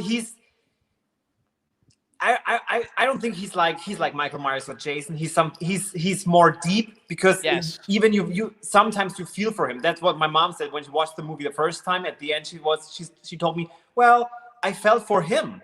Kind of. So, and that was a weird situation or a weird thing or weird feeling. So, it's nice because we got all those merchandise deals with the costume and everything. It's nice to see the costume right next to Michael Myers and and Freddy Krueger and all that kind of stuff. That was a big honor for me and the whole crew, actually. Yeah. So tell everybody what a little thing about Pretty Boy is. Pretty Boy is a psychopath. Pretty Boy is a stalker. Pretty boy could be dangerous, but we don't know for sure. Pretty boy wears a mask because he's really grotesquely ugly. Marcel posed, for his picture. Yeah, right. Marcel is so grossly ugly. Right. No, Pretty Boy is sort of a phantom, and that's what makes the film so intriguing, is you never know when he shows up. Yeah. Now, picture you are blind, living in a beautiful home, and someone is stalking you while you are taking a shower, going to sleep. It's a scary movie because it's something that we all fear. We fear the unknown. We fear the dark. And when you go to bed at night and the room is pitch black, somebody could be in that room staring at you, watching you sleep. How would you like that? That's why I love the film, because the film lets you frighten yourself. And there's some really frightening parts. The film does not frighten you. You frighten yourself. Yeah. Because all it's a work. I think this is going to be the best film you've ever done. I don't know if you could beat this one. I don't know if you could do better. I don't know either, but we just finished the second one, so let's see. I think it's going to be fabulous. I want to see this. Can you send us? No, they just finished shooting it. Like, it takes like a year to freaking. Oh, they didn't edit. You didn't edit it or anything. Oh, okay. Listen, we're working on it already, so it's already in post production. So there you go. That's good. What's going on with the movie I'm supposedly in? Called Wedding or The Bride? You're not supposed to talk about it. The title, we could say. Jimmy, go fuck yourself. The title. I always tell him not to say anything. No, the title is The Bride, and I do not play the bride. Marcel does. Well, we will see it. Let's see. Let's talk after casting. Yeah. What did he say? He said, "Let's talk after casting. Maybe you'll play the bride." Let's go back. Let's go back because I want to talk about some of his other films too. And I want to go back to Blind because you guys, this movie's out now. It's available in all your digital download sites. It's available. Is it in like stores in like Walmart and places too? Actually, I have no idea. They had some. They had some issues with the DVD order, or I don't know, on Amazon and on Walmart. I'm not sure if it's in Walmart, but you can order it through Walmart on the webpage. I heard it did beautifully, and I heard it did well in Europe. Oh yeah, it went gangbusters. We got some good releases there in Russia, in Italy, Germany next month. So yeah, we're doing good. And so how many awards did you win? It should do very good in the Asian market. Because I don't know. Oh yeah, they had a theatrical release in August there. And where? China, Japan? South Korea. There you go. Yeah, so wait, how many awards did you win for best horror film? I know there's a lot. Hundreds of awards. On IMDb or one of those places, I think it said like 9, but I think there's more than that. I think it's with best actress and everything. I think we're 11 or something. There you go. That's awesome. Well, it's worth it, I remember. But it's so weird because we won best drama, best horror, best film noir. So many different kind of genres. We won the I love it. Or the categories. Yeah. What I want to tell our listening or viewing audience is, don't expect it to be the same boring story where 10 people go to a high school, one by one they get killed grossly, and then at the end the broad's running screaming like a moron. This is not one of those boring same do-over movies that so many people are producing today. This movie is interesting, intriguing, intelligent, beautifully shot. Beautifully shot, which I love. A steady camera doesn't make you want to vomit like some of these stupid photographers. And Sarah French is phenomenal. Absolutely. Let's talk about Sarah French. She did a wonderful, amazing job, and she's a very dear friend. And I'm very thankful to have her and her hubby Joe in my life. Well, let's talk a little bit about Sarah French. Okay. Her performance. You can overact, or you can underact, or you can be real. Mm-hmm. Sarah French was handling her role as a blind. Sarah French was a famous movie actress who went blind from a surgery, and now she's finding being blind difficult. She's in her Beverly Hills home, not suspecting that a moronic, insane fan is living with her. That's all I'm going to tell you. That's a lot. No, because I want people to know the movie anyway. No, it's not all of the movie. No, but that's the story. it's the frightening part to think that this film is fictitious, but it could be real. Yeah. I'm sure this has happened. In fact, I must tell you the story, and I swear on both my children, I am not lying. I'm not making this up. It's in Jane Russell's book. Jane Russell was asleep one night, and a man went up onto her balcony and got into her bedroom and laid next to her. And wait a minute, Jane Russell woke up, and all she said to the man was, "I believe in Jesus." And she began praying to Jesus. And the man got up and left the bedroom and went down the balcony. And this is a true story. Get Jane Russell's book, her autobiography. She tells the whole story in it. I believe it. Yeah, that's It's frightening to think that the dark can have someone in it.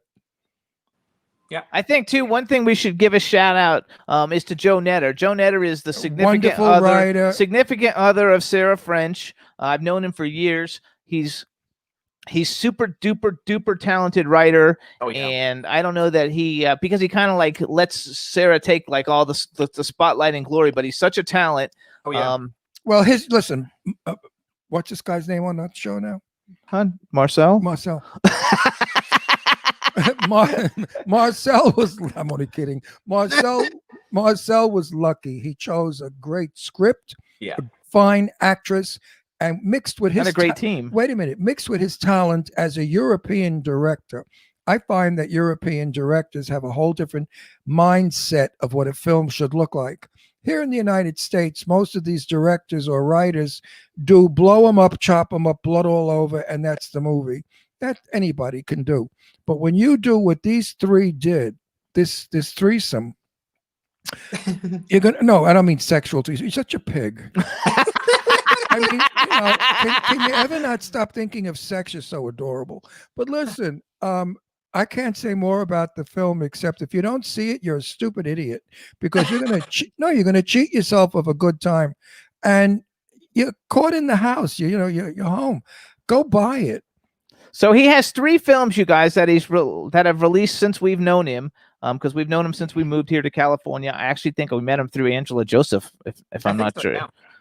Through Angela Joseph. Baby. And but when you were in Germany, you also did all kinds of German films, right? That we just don't see them here. So how did you decide like horror was your thing? Oh, that was very early. I think I was 12 years old or something. That was the time when I saw the first time Scream. Yeah, great movie. And after that, I figured out, okay, that's what I want to do. That is so cool. But I love your technique of directing, and I hope you stay with it because you hit a jackpot with this film. I think that's just my style. So I hope so. I hope so. It's I think after all those years, I found something, or I found my style and what I like and what I can do, and people are fine with that, or the producers are okay. That's okay, and that's a style we like, and I'm stick to it. That's fine, and I like it and I love it, and that's. Oh, I forgot. But I try. Wait a minute, hang on. If I'm really fortunate enough to be in your film, I will let you direct me. You know I'm not easy. I usually tell the director what I like and what I don't like, what's authentic and what's not, and what could be done better. Because I'm old school actor. I'm from 50,000 years ago when the actor and the director worked together to make the character great. But with you, I trust you, and I don't trust other directors I've worked under. But I trust you, and I know that you will make me a far better actor than I am already. I mean, look, at the end, it's a teamwork. Everyone brings something for the movie, and every single person on set, in post-production, in pre-production, every single person is so important because that's the reason why the movie came together how it is. So yeah, I know, but sometimes I got to do this delicately. Sometimes there's people that handle the film, that distribute the film, that tell the director what the actors should do. What the fuck do they know? They're only distributors. I mean, like, you know who they are. Totally different, because Marcel does things that doesn't do it that way. And I was in a film where I was hired and I was supposed to be a gay, campy minister. a fun-loving, wild minister. Well, when the distributors found out my character, they said, no, no, no, no, no, no, no, no, no. He's got to be a straight, normal minister. Well, I said okay to it. When we shot it, I did a light and the loafer gay minister, but not too obvious, but campy. Yeah. When the film, So that's what he was hired to do. when the film played at the red carpet, afterwards, everybody came over and said, Ron, you stole the movie. Sadie Katz said to me, you stole the movie. Because the part that I played was light and airy, funny and humorous. And in a horror movie, you need to have happy to go with sad. You need to have relaxed to go with scary. Yeah. This director didn't know his ass from his elbow anyway, so it was a terrible situation. But I would definitely listen. I think you know your stuff well. As a young fella, how old are you now? 12, 13, 18, 16? I mean, what are you, jailbait? You're so cute. I know. But Everybody in the chat room was like talking about how cute you are. So hold on. Oh, one no, thing. you got to see him Okay. in person, folks. Yeah, he's way better looking in person. No, it's his mannerisms. In person, you want to grab him and hug him. He is so adorable. He does all these little afflictions. He's just an adorable So guy. we have a someone who supports the show. She's fabulous. Her name is B. Claudia. She's in Germany. Yeah. She's actually right now saying she sees an interview that you did on Thrill and Kill in German, and she wants to know when the thing's coming out in German. But her name's B. Claudia. Say hi to B. Claudia. Hello, is she German or is she? Yeah, she's German. No, she's German. Hello, Claudia. There you go. And that's just because we've never had anybody who could say. Say something very charming to her in German. Freut mich, dass du hier bist und der Film kommt raus am 4.12. Translation? No. Hey, B, right in the chat room what that just meant. You know what he probably said in German? Isn't Ron Russell the biggest asshole you've ever seen? No. She says hello. She's all excited. Actually, Dawn wants to know who's. I don't know if you want to tell people that or not. Whose home was that in Blind? I know whose home it was, but I don't know if you want people to know that or not. No, leave it as a set. Don't give it away. You want to give it away? You want to? It's up to you. It's up to you. I already mentioned it in so many interviews anyway. So okay, go ahead. It was your home. Yeah, it was my home. Yeah, which was quite beautiful. The funny right thing is, do you know how the movie came about? Tell everybody. Let's hear it. So one night, that sounds cheesy and stupid, but that's the real story. So I had a dream.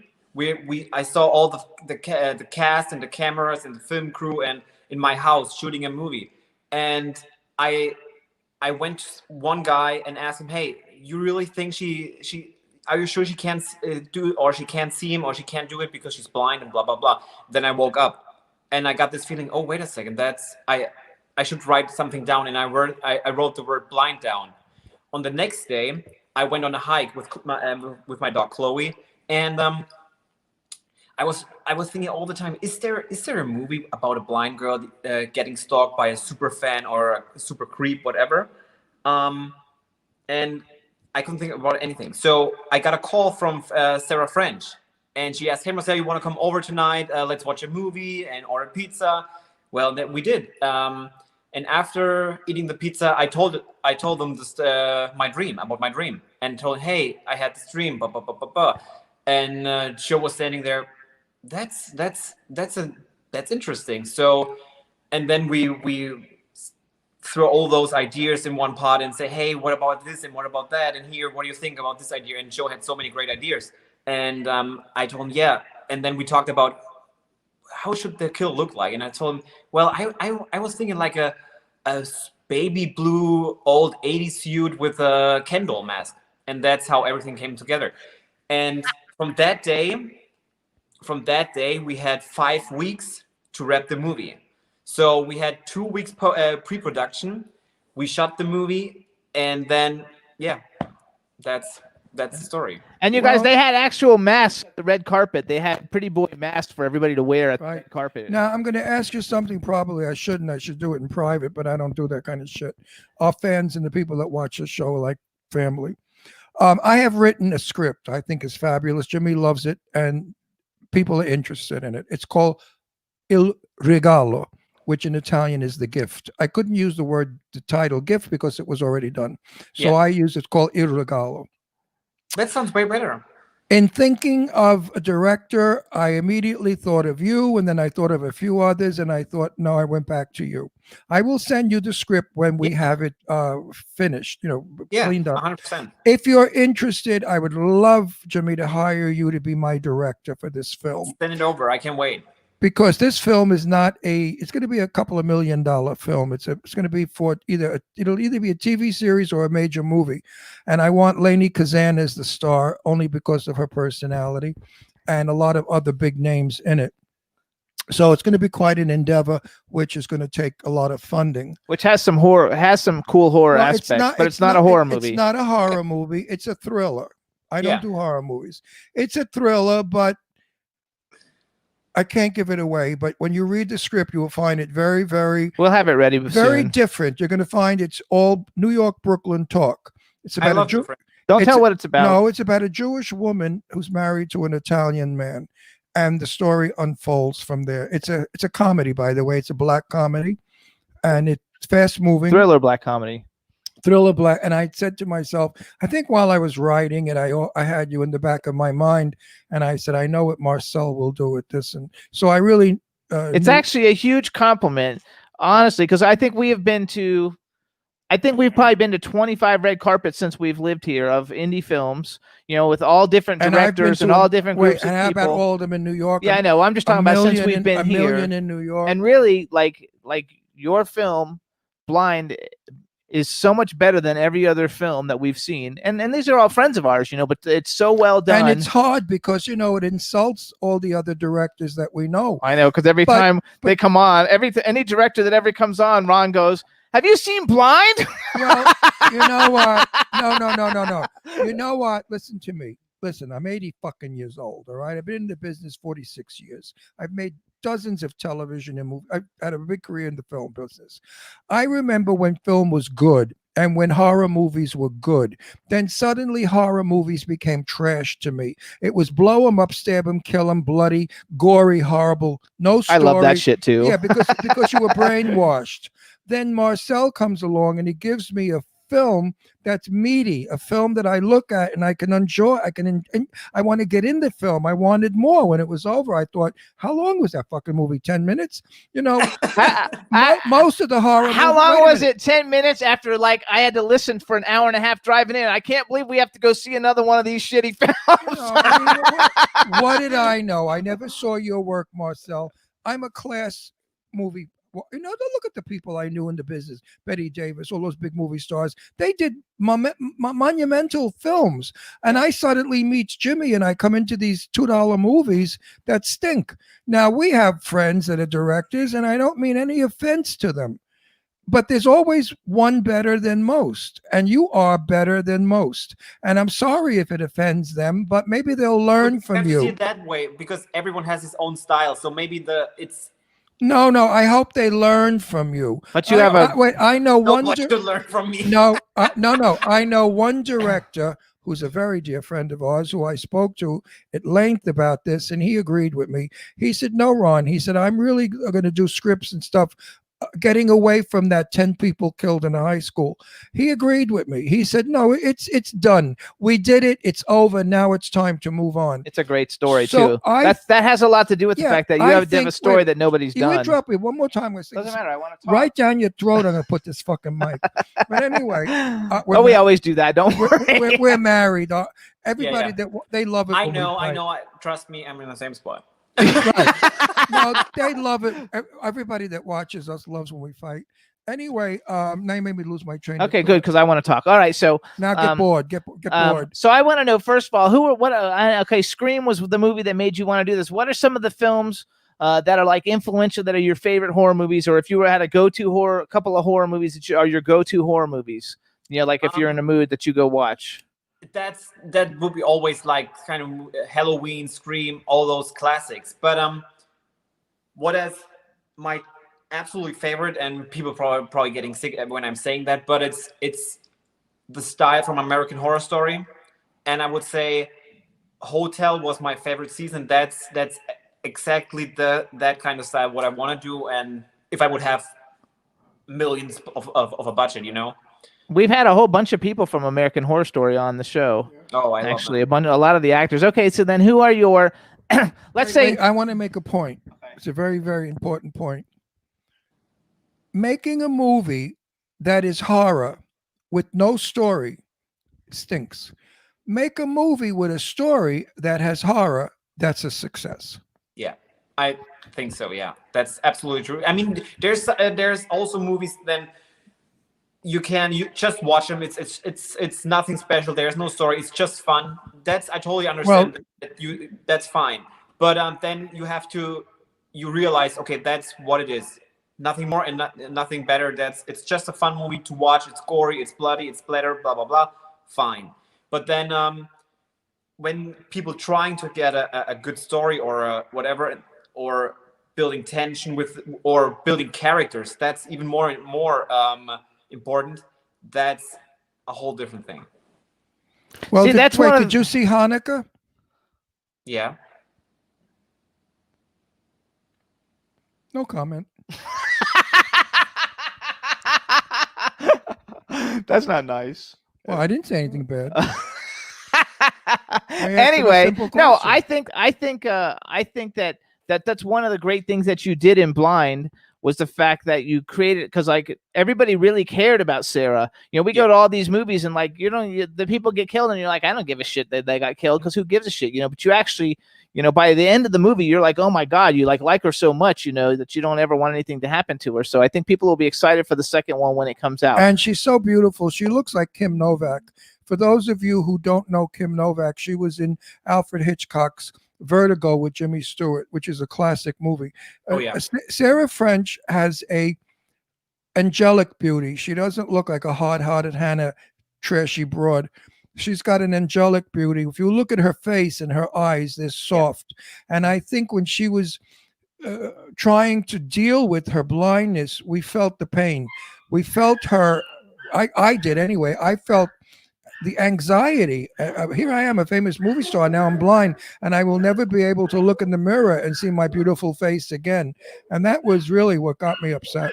Because, I love looking in the mirror, seeing my beautiful face every day. So does Marcel. Who you imagine? Of course. So you guys, Marcel has 2 other films out right now. You guys can see. You guys, one of them is called. Are we going to talk about the one that was okay? Well, see, I liked them both. No, so I liked it, we're going to talk about Rootwood next, you guys. So he has a movie called Rootwood, you guys. First of all, we've had a bunch of the people on the show in this film, Rootwood, that came out not too long ago. Also stars Tyler Gallant. Is that how you pronounce his name, Gallant, or is it Gallant? Gallant. Don't ask me. I'm from Germany. I do Gallant. So Tyler Gallant, Sarah French, Alyssa Dowling, who we had on not too long ago, Felissa Rose. Yeah. Tiffany Fest, Marv Blavette, who was in Clown Fear with you. He's the main clown guy. And I wrote down Brandon Rhea, which I'm not sure which one he was. But I thought that this story was freaking awesome. Ron doesn't like because people get killed one at a time. But the actual story of this was put together so well. The end of it, nobody would have thought the end was going to be the end, which I'm not going to spell what it is. But you guys, this is awesome. Awesome film. And this was and you did this film before Blind, right? Oh, yeah. A year before. A year before Blind. It just took longer to come out. Yeah, because we dealt with we had our first World Says We Jews wasn't the best one, and then we got a new one, and that took a long time to get the whole thing out. So Rootwood. So tell us a little bit something about Rootwood. Joe Netterdown didn't write this one, right? Just Sarah French in it, but Joe didn't write. Yeah, I thought Rootwood was Listen, after seeing Blind, what else is there to see? And I just found what's it called? Rootwood to be okay film. But I was, it's like Alfred Hitchcock when he did Psycho and Janet Leigh got killed 10 minutes into the film. I loved Alfred Hitchcock. And then all his movies after that never compared to the Shockaroo. This one was before it. No, I'm talking about Alfred Hitchcock now. Okay. None of his films ever after Psycho did what Psycho did. So I was always. What about Rearview Window? I loved them, but they weren't Psycho. Psycho scared the shit out of everybody. And after seeing Blind, there's not too much out there that's interesting. I thought Rootwood was. I thought it was okay, but I didn't get crazy about it. I thought it was excellent. So it's a super different thing. It's more kind of a mix between found footage and cinematic stuff in the forest. That's Yes. No. Blind is Rolls Royce. Rootwood is Chevy. Anyway, let him talk about it because everybody in the chat room said they loved it. So, like, you're in the minority Well, here. because you know why I'm. Okay, so let him talk I'm about also it. an actor in the business 46 years. But let him talk about his film. Shut a the fuck up! little. Don't direct me. You're not my director. Oh, I hate this homo. No, tell us Oh. about Rootwood because how did you put that one together? I mean, you have a great cast. Did you know those people already? Because you haven't been here that long. Here's the thing. I met Elissa.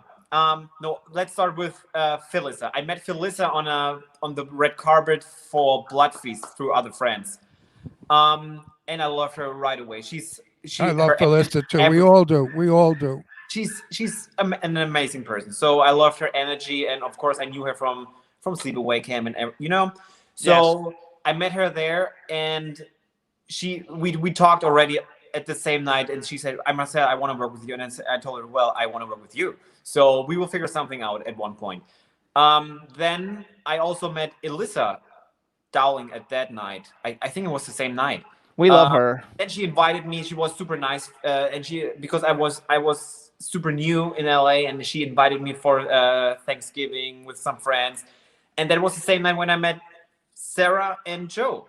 Oh, very cool. So everything got together. So So actually, making Rootwood put everything together for Blind. Oh, yeah. Which is very cool. I loved it. I really enjoyed it a lot. And then you have another film, and that one is Blood Feast. And I was friends with Herschel Gordon Lewis in Florida when I lived in Florida. And so the fact that you redid his film and it has and I'm a big fan of Robert Russler. Like I actually want to get him on the show because he was in a movie called. You know what? He's in Blind too. Oh, very good. You have to hook us up with him. I want him to come on. He's in. Oh, he's 100%, in. I will. He's in one of my favorite '80s films. Is a skateboard movie, and he's the star of it with Brooke McCarter from The Lost Boys. And it's one of my favorite movies. I have it autographed and everything sitting in my collection because I love it. So I love him. So in Blood Feast, you guys, you have Robert Russler, you have Caroline Williams, you have Sophie Monk, who's gorgeous. Yeah. It's a Herschel Gordon Lewis remake. Sadie Katz is in it. Yeah. And it's very, very cool movie. And that one, we just saw it recently. I don't know how long it's actually been out, but that's 3 movies that people can go of yours now and see, right?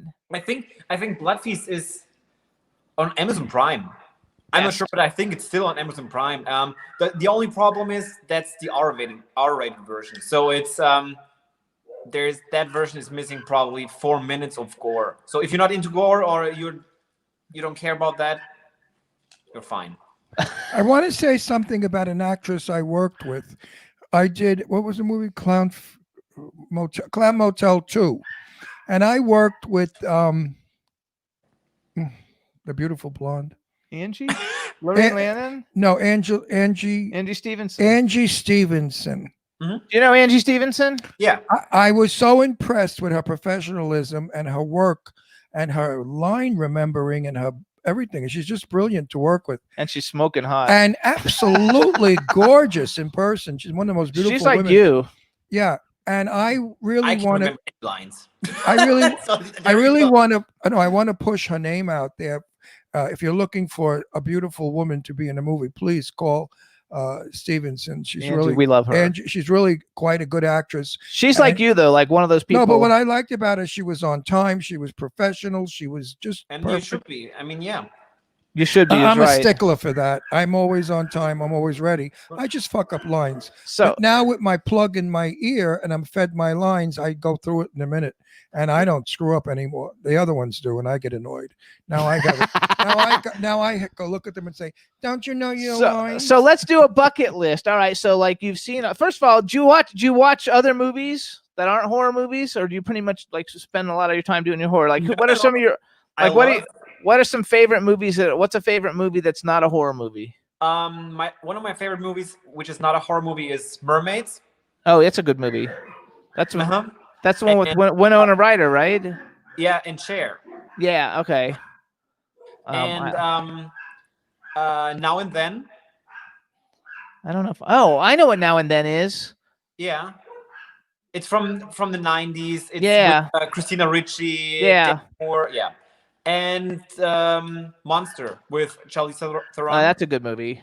It's Yeah, I super like sad. that I one. can watch it actually because I hate dramas. I can't watch them because there's no reason to shoot a fucking drama because then you get sad and upset and that it ruined the whole day, probably the whole week.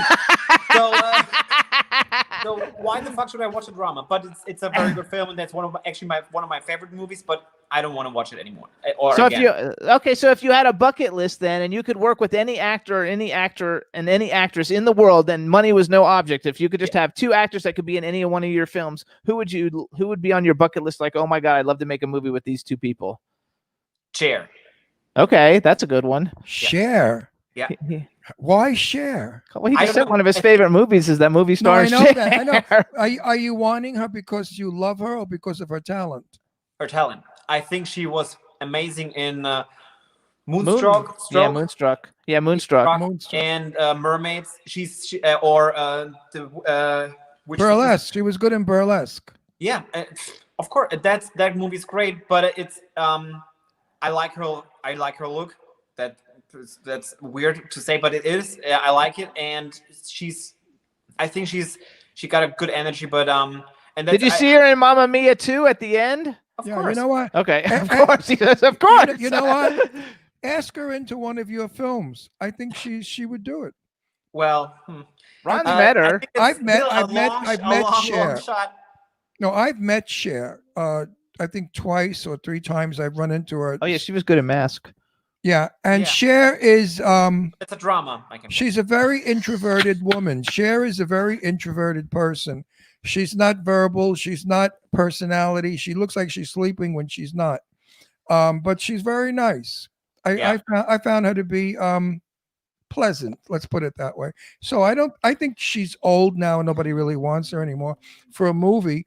And I think she'd be looking to go. I would kill for it to get her. Jesus We'll Christ. try it. I think We'll try to get her in something. I'm really good at that, at getting people. because so you know when I'll help. when you get to be 65 plus in this business, nobody wants you. The only reason why they want us now is because SAG gets Because it helps your SAG. it helps your SAG, and also we get 7,000. The production company gets $7,000 if they hire an old bag. That's not true. Yes, it is true. It is not. It is true. Honey, I do SAG shit every day. That's not true. No. SAG doesn't give it. Somebody You get a discount from SAG from the rates that you pay if you have a certain amount of old people, black people, Spanish if you have people, old all that. fucks, you get 7,000 Anyway, off on your production. Well, that's not that part, but yes, That's you do why get a they hire discount. us, So hold on, go because back. of So that. you didn't give us a man. Who's a guy you'd like to work with? Cool. He doesn't give a shit. That shows that you're like a total fag. No, and you cannot. You want Cher. You cannot. You cannot say me because I'm in one of your movies already. So. No. Yeah. Who are some guys that you think that are cool actors? I'm a super fan of James Franco. Oh yeah, he's good. Yeah. And that He has does nothing he to do does with- indie because I think films. he's hot. He does indie films. I know. James Franco. Yeah. So I would say he would be the other one. Yeah. Who are some of your favorite horror movie actors? I don't want to say the one, and you can't say Sarah French because that doesn't count because you're already working with her. But like, who are some of the other people? I don't want to say favorite. Who are other horror movie people that you admire and that you like a lot? That way, it's not favorite, and that way you're not showing any. Neve Campbell. Who? Neve Campbell. Yes, she's a good one. Christopher Lee. Yeah. Vincent Christopher Lee. Price. Vincent Price. Yeah. Boris Karloff. I like Malcolm McDowell. Jessica Lange is great. Bella Lugosi. I want to see if he knows who they are. Bella Lugosi. He knows who they are. Yeah, well, I don't know. These kids. He's like, what is he? 12 years old. He doesn't know. These people are thousands of years old, like me.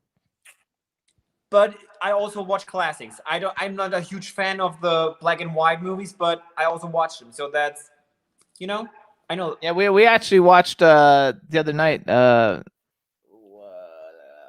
are those two funny guys. Abbott and Costello meet Frankenstein. Yeah. The script was so terrible that Abbott and Costello didn't even want to do the script. And he said, this is junk, it's garbage. And then they brought it to Broadway, and they were going to do it as a Broadway play. And then for some reason, they made the movie, and it became one of their hit movies. And I remember seeing it in 1947 when I was a kid in the theater, and it scared the hell out of me. It was scary. You know that they have a new Scream coming out next year.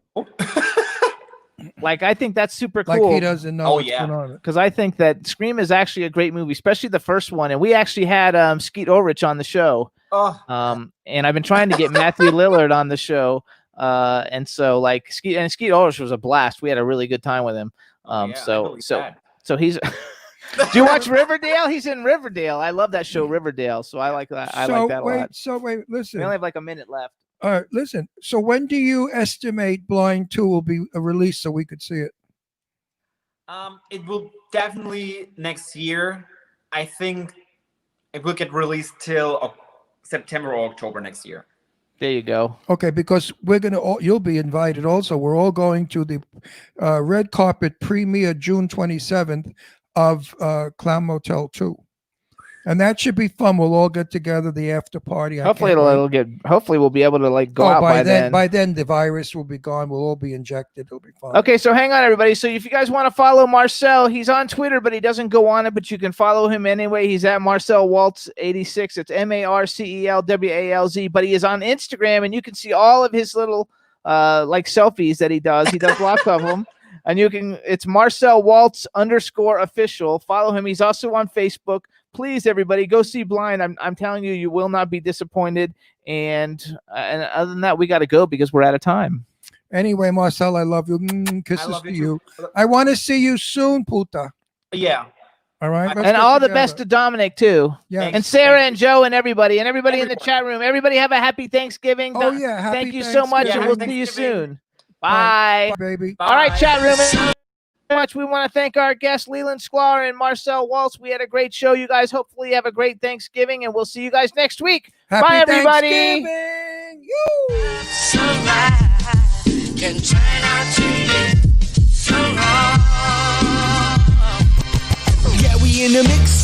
Yeah, we in the mix. It's another episode. Here we go. The Jimmy Star Show with Ron Russell. Interviewing the hottest, newest, and truest of today's celebrities. Make sure to subscribe so you can get notified weekly. Jimmy Star, he's the king of cool. Ron Russell, he's a gorgeous dude. Chat room is live and you would be a fool not to vibe with us at the Jimmy Star Show with Ron Russell. Come watch it live on W4CY Radio. Miss some past episodes, download on iTunes. The Jimmy Star Show with Ron Russell. It's the Jimmy Star Show with Ron Russell. Just rock. Yes.